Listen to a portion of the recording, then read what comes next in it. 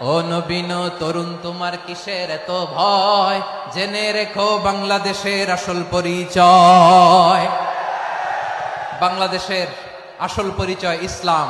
আওয়াজ তুলে বলো, আসল পরিচয় কি? এদেশে পরস্পরে দেখা হলে দেয় সালাম, এদেশে আমজনতার হৃদয় জুড়ে পাক্কালাম, ঠিক কি না?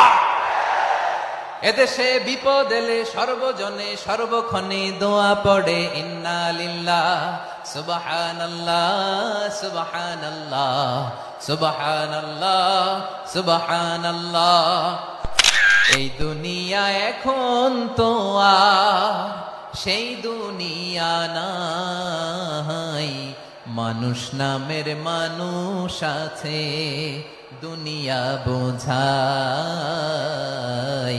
সেই মানুষের ভিড়ে আমার আসল মানুষ নাই, ঠিক কিনা? আসল মানুষের বড্ড অভাব, আসল মানুষের বড্ড অভাব। আমার ভাইয়েরা, মানুষ খারাপ হলে পশুকেও হার মানায়।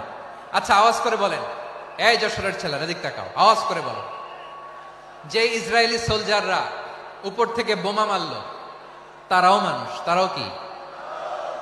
ওরাও রক্তে মাংসে মানুষ, ওদেরও পরিবার আছে। বোমা মেরে যেই মেয়েটাকে তারা অনাথ বানায়, ইয়াতিম বানায়, ও কিন্তু বাসায় ওর মেয়েটাকে রেখে আসছে, ঠিক কিনা বলেন? বম্বিং করে যে বাবাকে মেরে, স্বামীকে মেরে স্ত্রীকে বিধবা বানায়, তারও ঘরে স্ত্রী আছে।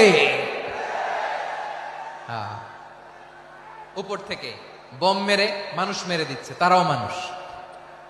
1945 সালের 6ই আগস্ট আমেরিকান সোলজাররা হিরোশিমায় বোম মেরেছে।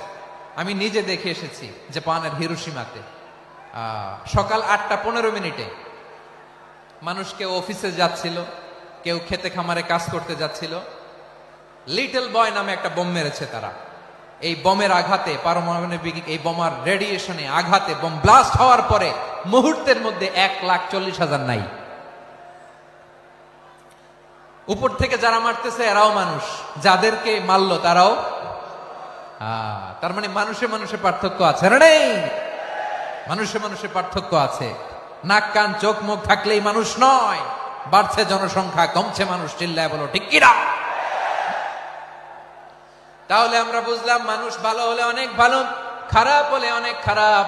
ও আমার কলিজার টুকরা যশোরের ভাইয়েরা, আসুন না 3 দিন ব্যাপী এই তাফসিরুল কোরআনের ঐতিহাসিক প্রোগ্রাম থেকে আমরা সিদ্ধান্ত নেই, আমরা ভালো মানুষ হব নাকি খারাপ মানুষ হব। কলিজা থেকে, প্রাণ থেকে আওয়াজ করে সবাই বলুন, ভালো